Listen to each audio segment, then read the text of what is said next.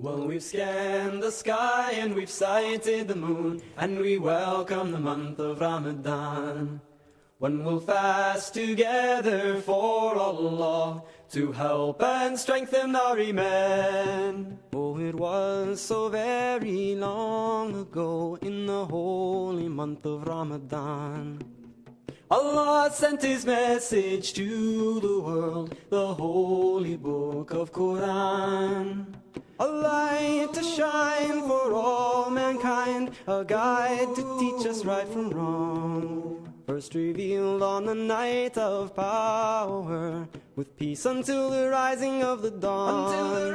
So we've scanned the sky and we've sighted the moon, and we welcome the month of Ramadan, when we'll fast together for Allah to help and strengthen our Iman. As the sun lay sleep. Hi everyone and welcome to Amani's Honest Reviews. Today I'm going to be doing a tag called the Ramadan Readathon tag. It is created by YA Book Corner on WordPress, and I thought it would be fun to turn it into a YouTube video. Ramadan is supposed to officially start, I believe, either Tuesday or Wednesday, depending on who you follow and also depending on whether or not there's a new moon. So let's get started.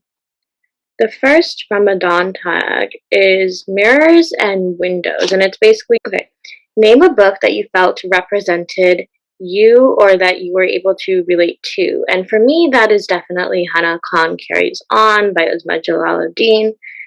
And it's a book that actually came out this month. And I got an early arc of it, and then I also won a signed copy of it later at one of her events, and it was at the launch party for Hana Khan Carries On. Honestly, Hana really resonated with me because she is in the radio field and she's one of the only Muslims wearing a hijab, which was great to see.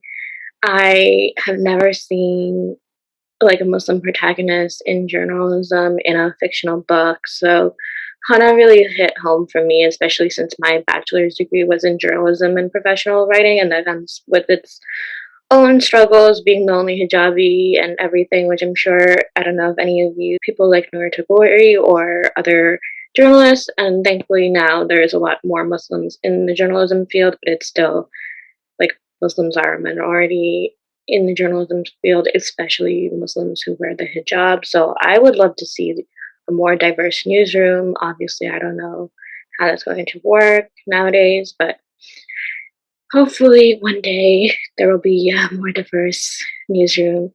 Anyway, I was getting a little off track with that question, but essentially, Hana Khan has her own podcast. For those of you who don't know, I have my own podcast called Raise Your Words. I recently got to interview Azanta from Azanta Reads on Instagram, and she's also on TikTok. So if you are on any of those platforms, I highly recommend following her. She makes awesome bookish content.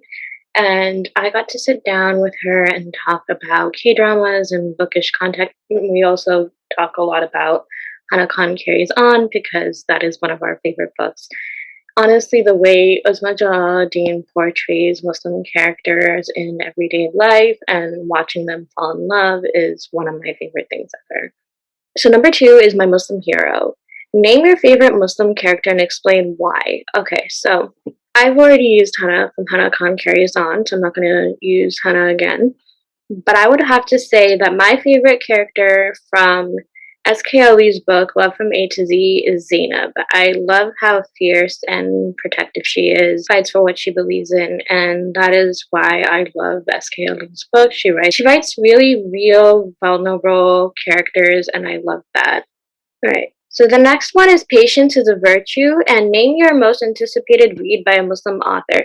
So this one I have to go with Misfit in Love because it's not even out yet. I got an arc for it, but I'm waiting for my copy to come in, and I honestly loved reading how much Jenna matured since Saints and Misfits, and it's so great to see her kind of coping with the aftermath of what happened in Saints and Misfits.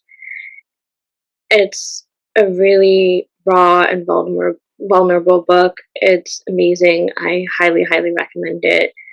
pre-order it if you can and request it at your local libraries if you're unable to buy the book.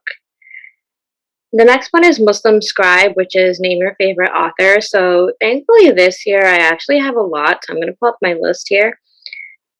But Sabati here is one of my favorite fantasy authors. Uzma Jalaluddin, S.K. Ali, Asma Zihinat Khan, which I actually got the pleasure of actually sitting down and interviewing her from my podcast, Raise Your Words.